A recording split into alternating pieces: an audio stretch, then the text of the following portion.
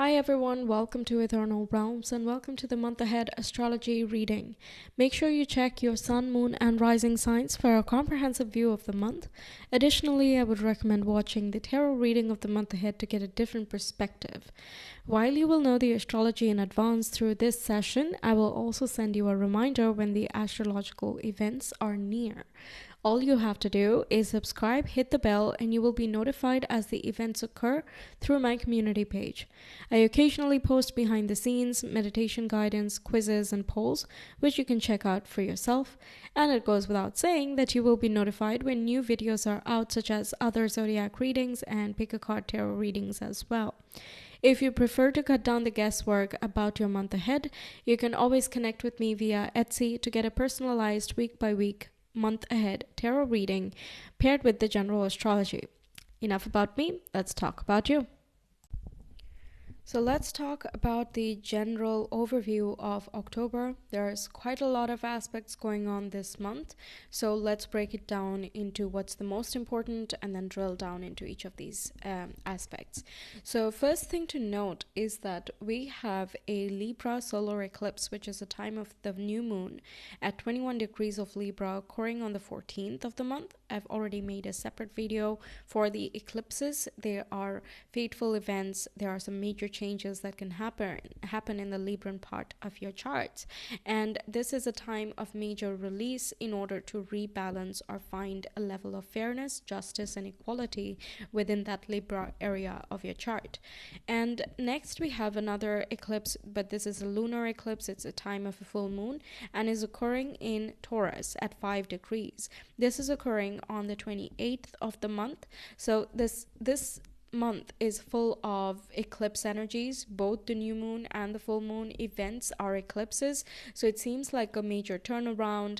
There can be certain curveballs, resolutions, and again letting go of certain things in order to find a rebalancing or evaluation, re-evaluation, revisiting of certain beliefs and conditioning and so on, which can help us down the line. This also I cover in my eclipse specific reading.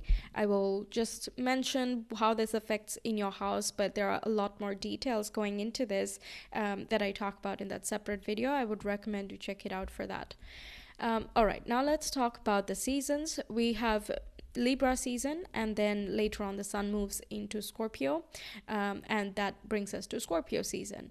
And Libra season is all about that, again, harmony. It's kind of that transition point, the midpoint, and like the equinoxes happened and we are now moving into the days becoming a little bit shorter, or you're trying to cultivate more peace, harmony, and communication with relationships and so on that come with that season.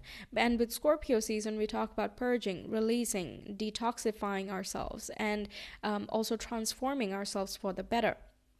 Now, when the sun moves into Scorpio, which is on the 23rd of the month, we also have Mars already in Scorpio, and Mars moves into Scorpio on the 12th.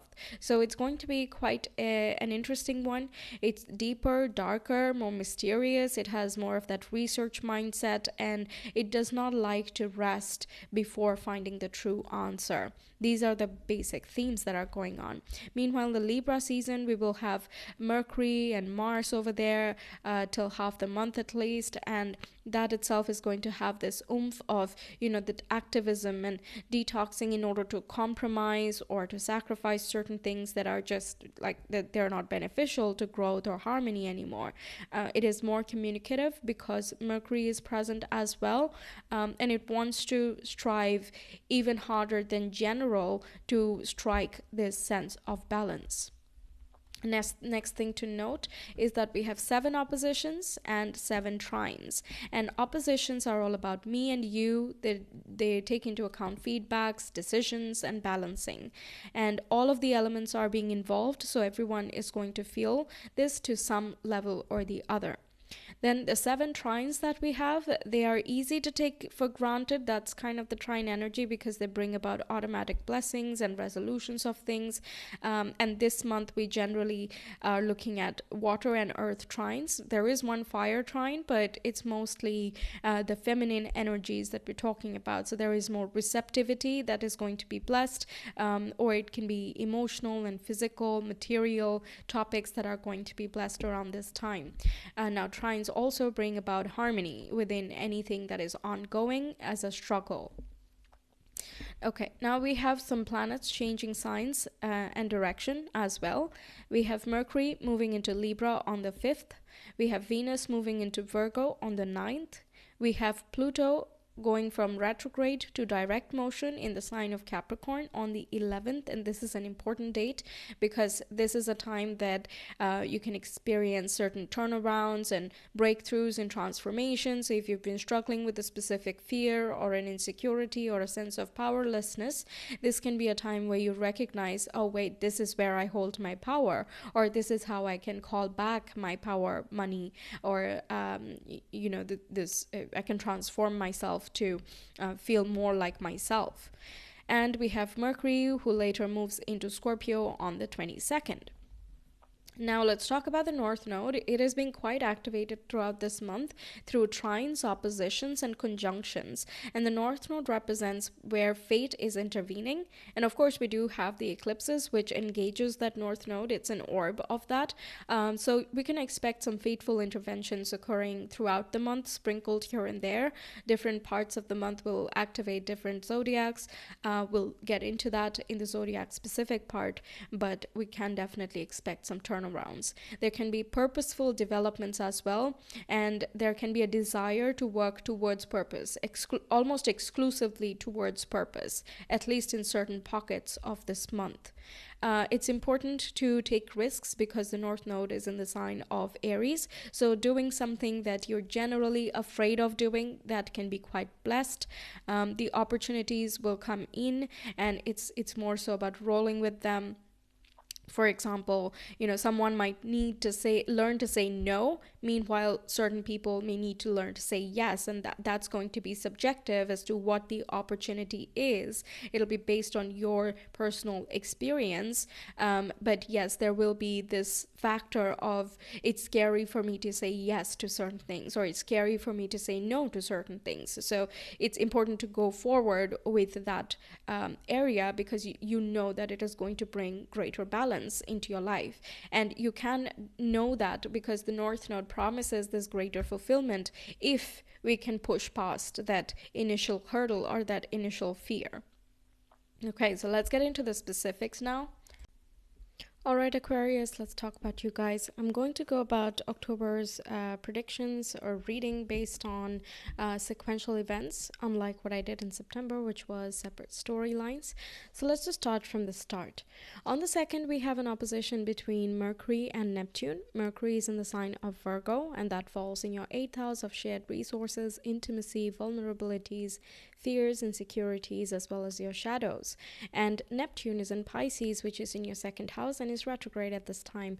So there can be a little bit of a vagueness of where do priorities lie, like what priorities do you share with other people, what are personal to you, as well as how do you share your finances, what type of value are you providing to others and versus what is for yourself, right? And there can also be this kind of trying to find a balance between your intuition as well as your practicality. If things are a little bit confusing at this time, just give it some time to kind of settle down because the energy is not going to last for too long. On the 3rd, we have a trine between Mercury and Pluto, and Mercury again is in that 8th house of yours, and Pluto is in Capricorn and is retrograde in your 12th house. So this is pretty internal, and it is in a harmonious angle, which means there can be some, personal realizations or breakthroughs with ongoing situations, especially connected with, therapy, counseling, and healing modalities. If you're dealing with certain shadow work as well, this can talk about positive manifestations, which are going to have some, external results in the long run. Now, where do you hold yourself back? Where do you feel victimized or at a disadvantage? All of these things can come up in the form of a resolution. So you figure out, okay, so this is how I steal my power away, or I allow others to take my power away. So I'm not going to do that moving forward. Same day, we have another trine between Venus in Leo with the North Node in Aries. So Leo falls in your 7th house, your right opposite sign. And Venus has been retrograde for quite some time. So she's almost done with the Leo phase. So she's wrapping up this house here, and then quickly she's going to move into Virgo. But before she does that, she's kind of bringing in some fateful events here. Some conversations can happen which help you, meet someone that you relate with, someone who is balances out, someone who's passionate, and that fieriness is just really loud and clear. It can even be certain conversations you have with your close friends or clients, even, which are which kind of spark an inspiration in you. You're like, oh yeah, I could like provide this service, or maybe I could approach this topic this way and it could help me convince people a lot better, or get along with my relationships in a different way. This also brings up some passion and spark as well into any relationships that you have going on. Now, this also indicates that there might be new opportunities or some growth is going on within your 3rd house of communication, colleagues, local community, and your thoughts and things that you write, such as your contracts or any books, marketing, advertising, type of things that are going on. So there can be some busyness and growth opportunities coming up here that another person might refer it to you, or you find out by networking with others one-to-one. And yeah, that's just kind of brings you more opportunities for down the line. On the 5th, we have Mercury moving into Libra from the sign of Virgo. So now it is in a fellow air sign, which is a nice thing for you, and it falls in your 9th house. So you might find yourself a little bit more philosophical and thinking about the bigger picture. You as a zodiac are also someone who thinks about the large picture anyway. You're able to work with, many pieces of information and see how they fit into the large puzzle. So Mercury in that harmonious angle is just going to take a different take on things, but help you along the way. So it can be, one-to-one contracts and conversations you might have that are going to give you kind of a new perspective on things that you generally considered reality. So you might meet people from, different backgrounds, different cultures, and that really opens you up to the reality and the situations that different people have to deal with in different areas of the world. And this doesn't have to be culturally different. It can even be another person, same culture, but has gone through a very different upbringing or background. This also connects with your spirituality and religious worldview. You might be thinking about all of these, bigger topics which have more, long-term personal consequences. Legal concerns can also come up here. You might have more back and forth, more debates and discussions and things like that. Or you might connect with a lawyer or someone who draws up contracts, advocates, things of that nature. If you are studying abroad or higher education, then this also looks into making some collaborations, having a one-to-one connection with your mentors. And if you are the teacher and the mentor, then you are looking at what is your teaching style. Perhaps you're switching something up in order to, make it more appealing to everyone, as well as, keep it fresh for yourself. So on the same day, we have another opposition between Mars in Libra in the same 9th house that we just talked about. And it's right opposite the North Node in Aries, which is in that 3rd house. So essentially all of the things that I just talked about with Mercury in Libra are going to apply here. But one thing is different is that there is more, spark and inspiration coming through here. There is a tendency to kind of overdo something, and kind of be really busy around this time. But, it might be that you can't control these things because these two houses are not in your hands necessarily, but they are at a harmonious angle to your rising sign. So it's going to work out anyway in a very constructive manner. So even if you're busy at this time and you're tired, you're still like, yeah, I accomplished things at least, and I got to know so many new things. Okay. On the 9th, we have Venus moving into Virgo from Leo. So, yes, finally she has moved. And in the 8th house, she's going to bring about some blessings with regards to your intimate life, any shared resources, blessings through your, investments as well, and brings about healing in anything that you're dealing with relationship to, traumas or insecurities, fears, and shadow work. Also, this 8th house is quite esoteric. So, you might find yourself, delving into a little bit of alternative healing therapies or methodologies which are more traditional in nature and might not be all the rage, but it works anyway. So you're looking into those hidden topics.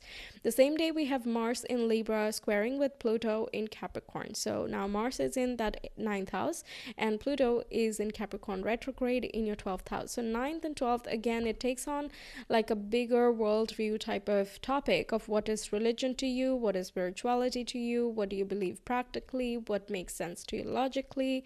It's kind of having a little bit of that back and forth with, well, how do you lead your life? Okay, and what does that mean for you? And this is so like abstract and individual that it's going to be different for everyone in like the exact thoughts. But regardless, you're looking at what should I believe in from now on? How should I conduct myself from now on as per my beliefs and understanding, right? And in that process, again, you're kind of looking at where do you hold yourself back, or where does the external circumstances kind of hold you back as well. With Capricorn, it's always like, it wants to achieve so many things and it has like big goals and dreams, but it also stops itself in a practical way. So is it that you're thinking a lot but you're not doing much, or is it that you're doing a lot without thinking much, right? It's kind of, do we have things in balance? If we feel stuck in both areas, squares are really optimum time to do some creative problem solving and see what we are not seeing in that time, which may not be apparent without this square but can become more obvious as a result of it. Now on the 10th, we have an opposition between Venus and Saturn. Venus is in Virgo, your 8th house. Saturn is in Pisces, in your 2nd house of finances and personal priorities and values as well. So you're looking at self-love and self-worth. How much are you providing your services for? How much do you value your time as well as someone else's? Your health, your physical health, your spiritual health, and your emotional health. Like everything is wanting to be balanced when it comes to this opposition. There might be some decisions that you need to make as well, that this is not my priority, so I'm going to let this one go, or I'm going to delegate this to someone else, and that's going to help me feel much better about myself and my energy levels throughout the day as well. Okay. On the 11th, we have Pluto turning direct. I really like this one. Yes, it is in the 12th house, so it might feel a little bit hidden, but through meditation, introspection, you might be able to notice it more. But whenever Pluto turns direct, it usually brings with it a turnaround of from powerlessness to power. Okay, or feeling as though we can't do anything about situations, or experiencing a lot of uncontrollable circumstances, to being able to control uncontrollable circumstances, being in charge of ourselves, our destiny, and whatnot. It also helps us manifest things in our lives. So the law of attraction is easier because we have more faith and belief, because we know exactly where we're coming from, right? So on the direct day, you might figure out the solution to where certain things are stuck and how you can not be stuck anymore. Okay, now this can be related with spirituality, but it can also be, again, like self-undoing or other people holding you back, these types of examples that I gave. Now on the 12th, we have Mars moving into Scorpio. Now it rules Scorpio, so it's pretty strong over here, and that falls in your 10th house, and it's an important one because it talks about your goals, your ambitions, your view on the world, and where you're headed in life. So you're looking at, what is my status, what am I trying to create here? You might take on a more research oriented look, and you're a little bit more esoteric at this time. You might be looking at things in a different way, transforming your worldview or transforming the way you appear in your career or your professional front. Your goals might be shifting and changing as well, and you're getting very inspired at this time to go follow them. And Pluto also has turned direct, who is the ruler for Scorpio as well. So that's as well very exciting. Both of the rulers of your 10th house being very active. So you might be very fueled up at this time. You have this kind of deep need or deep reason for going and getting something done. There might be a cause that inspires you, a goal that inspires you, right? And you are so ready to take on the world, essentially. On the 13th, we have a trine between Mars and Saturn. Saturn is in Pisces. So again, this is the 10th and the second house. We're going to talk about this for a little bit because we have some more aspects with that are trining with Saturn. So essentially it is going to bring about some blessings with regards to, again, your status and reputation and your goals and ambitions, as well as your personal priorities and values and finances. So it can be that you're getting a job that you deeply enjoy, and as a result of that you're getting good money as well. Or it can be that experiences you've gathered before in your other jobs, they are helping you kind of get up level to some other job profile, or get into some other team, or have your own projects or something like that, which can help you feel very motivated and inspired, like, yes, I'm going to do really good at this. Okay. On the 14th, we have a new moon solar eclipse in the sign of Libra. Now, this brings about fateful changes when it connects to your ninth house of belief system, conditioning, your higher education, as well as your mentors. And if you are the mentor, then you as a mentor or a researcher as well. Any legal system, immigrations, and visas are also connected over here, foreign languages, foreign cultures, and people.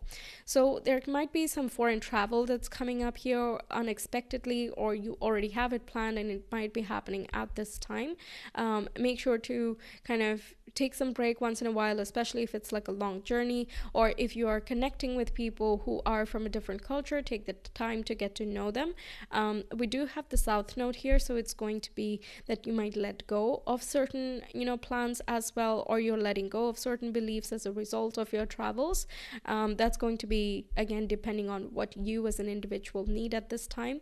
And the North Node is in Aries, so it's more likely going to be busy on a more local level, like taking care of the details, making sure the phones are answered, the emails are answered, and things like that.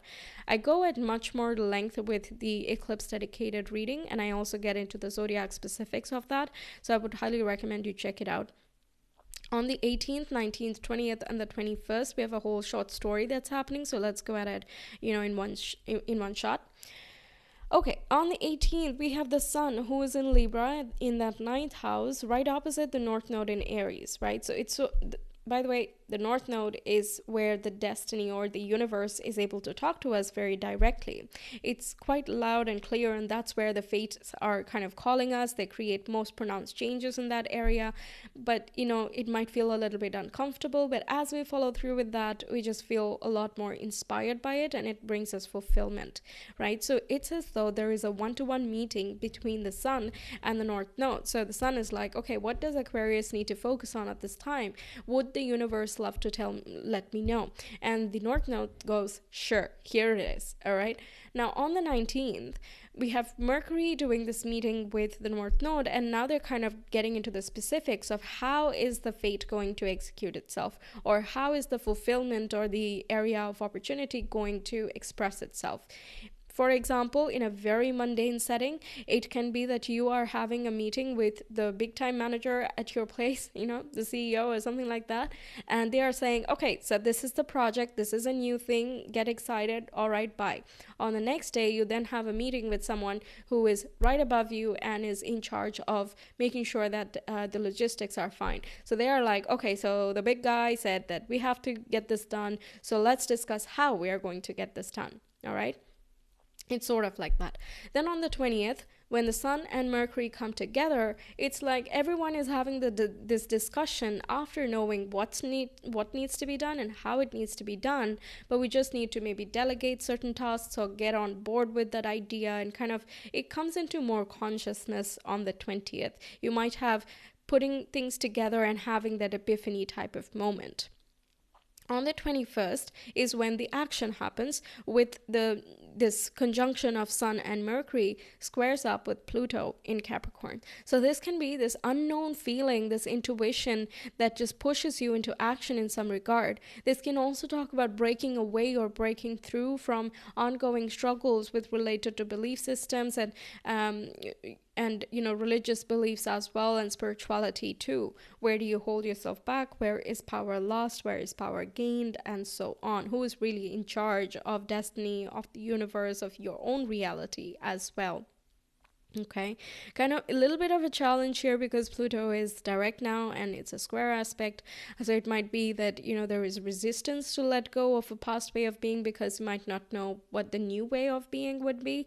But, sometimes we just need to know that this doesn't work. Right, that's enough for the time being at sometimes. So yeah, it's sort of that situation, and whenever squares happen, they are definitely catalysts for change. On the 22nd, we have Mercury moving into Scorpio. So that falls in your 10th house, and it's also going to trine with Saturn, which we talked about a little bit earlier. And this is going to bring about, again, some positive resolutions, good feelings, and transformations as well of how you conduct yourself. If you're a writer or a poet, how do you write? How do you present yourself? There could be some, inspired by tragedy type of situations, or like deeper topics and more like raw and mysterious type of things that are calling you into action at this time. If you are in a creative field or a psychic field, for example, then you are looking at how can you market yourself, how are you strategizing your career, your goals and ambitions, and also how you're making out of it. What are you giving to others as your services? What are you getting out of it as well? Now, with the Saturn trine, it seems as though there will be more, bonus coming up, but maybe just not yet because Saturn's retrograde. But the things that you say, the meetings you have, or the things you're writing, proposals you're drawing, whatever you're doing, that is going to have some positive snowball effect down the line. The same day, we have another trine between Venus in Virgo with Jupiter in Taurus, and Jupiter is retrograde at this time. Now, this is affecting your personal world a lot more. People are not able to see this outright, but you will definitely feel it. It's a benefic trine, and this can be about past efforts being rewarded, and some inner work that you're doing is visibly leading to some resolutions. You're able to recognize it. You can give yourself kudos and things like that. Also connects with your home and family environment. So if there are certain disagreements, or it's been a while since you've like talked to each other or something like that, then you might get back in touch, and it just feels very nice to just spend some nice time with each other. In this moment, you might also be discussing your finances or your career, or it might be like a separate thing altogether, but either way, it kind of leads up to be a very nice day. On the 23rd, we have the zodiac season shifting. The sun moves from Libra into Scorpio, so it's Scorpio season. You're likely going to be more visible at this time. Your contributions are being noted. If you have your business, that is also being more seen. And you are coming across as more magnetic and esoteric, deep, understanding, observant, empathetic, compassionate as well. You might come across intense too. And your emotions might be more clarified at this time. So if you generally struggle to understand your emotions, you might be, better able to gauge, what you're up to, how you're feeling, and all of that, what you need in a moment. Things of that nature at this time. On the 24th, the sun trines with Saturn, and Saturn's retro, right? So this again affects the 10th and the second house, your self-esteem, how you're presenting yourself, your contributions and what you're getting out of it, your priorities, and so on. On the 28th, by the way, that is a harmonious aspect, so it looks good. On the 28th, we have a full moon Taurus lunar eclipse. And this one as well, I talk at great length in that eclipse dedicated video, because even though it's a Taurus eclipse, we have a lot of energy going on in the Scorpio side of things. So, I would recommend you check it out. But in short, this can talk about some big changes and fateful events that are occurring around your home and family space, your foundation of the chart, maybe some ancestral information that you discover, things you realize you've gathered from your lineage, you're a family of, right? Fill in the blank. These types of things can come up to the surface. Now, this is not something that is very new to you because it's a Taurus eclipse. You've been experiencing this for the past 1.5 years. This is going to be the grand finale. So maybe the last time you have this conversation for a long time, or, the last time that you're dealing with a certain topic for some time as well. You know what you need to know for the next phase of your life, essentially, whenever we have the last eclipse of a specific zodiac for a bit. Same day, we have Mars opposite Jupiter. Mars is in Scorpio, your 10th house. Jupiter is in 4th house and is retrograde. So there might be a tendency to overdo things, like you think that you can be in both places at the same time and or get many things done on the same day. So you have many obligations and responsibilities that you want to get done, maybe for your family or because of your family, but at the same time you want to be and spend a lot of quality time with them. But you might feel quite torn if you try to achieve everything in maximum capacity. What would be better is to moderate on both sides, but you might have a little bit of trouble doing that because both of them are fixed signs. You are a fixed sign, so maybe there are some non-negotiable things going on around this time. Just be aware of that. Make sure you eat well, sleep well, and all of the other things that you can do which can make your life easier at this time. On the 29th, we have an opposition between Mercury and Jupiter. Now, again, same houses, the 10th and the 4th. This is where overpromising comes into the picture a little bit. You might be like, yeah, I can get that goal done in like 2 days, so I'm going to procrastinate today and then get on it tomorrow. But you might find that that's not true. Because Jupiter is retrograde, there might be a little bit of that hindsight being needed. And if you are not someone who looks at the past much and more future oriented, this might be a little bit of a challenge. So just observe, spend some time reflecting or introspecting if you can, if your circumstances allow you, in order to get through this. Once again, because there are oppositions, it's about trying to find moderation on both sides. On the 29th, again, we have a conjunction between Mercury and Mars in the sign of Scorpio. So this is a strong one. Your words might come across very intense, very raw and emotional. You can definitely evoke a feeling or a sentiment in other people, even if you're not wanting to go in that direction. Okay. On the negative side, this can be that you're angry with someone and you come across as harsher than you were initially intending, or they might perceive it to be harsher even though you're saying the same things you always do. But on the plus side, this can make you very poetic, or your research work that you do or anything else which is more esoteric in nature, you can pack that extra punch. On the 31st, we have a trine between Venus and Uranus. Uranus is retrograde at this time in Taurus. So this is your 8th house and your 4th house in a harmonious relationship. And this can be about kind of breaking out of any concerns you've had with regards to liberation. Uranus is retrograde, yes, so you might not feel like you're completely free. You still have some changes needing to be done in the in the home space, but you know what needs to be done. Okay, and you know how to heal yourself and manage the situation. You're doing small little things that are going to make your life, happier, much more grounded, secure for yourself, for the people you care about, and in the long run in general. If you're hoping to get some, construction work done, and you're hoping for, the changes to speed along, might be a little bit harder when Uranus is retrograde, but you might find like a nice contractor or someone you have a good relationship with who is going to help you out, so you don't eventually have to spend too much on, someone else who had initially promised for the changes to occur. It might be a little bit mundane here, but kind of brings about resolutions to anything you've been dealing with in June, July, and August specifically, because during the Venus square Uranus. Okay, I'm not going to revise too much. That's essentially it. You're going to get some resolution. That's nice, right? So that's what I have for you. Thank you for being here. I really hope you enjoyed and that the messages help you out throughout the month. Stay tuned for the tarot reading. I will be uploading them soon. Make sure you subscribe and hit the bell so you're notified whenever that's up. And if you enjoyed the reading, please do like and comment your thoughts if you have any. It will be really lovely to hear back from you, and it really helps the channel grow as well. I will see you some other time. Until then, take care. Bye.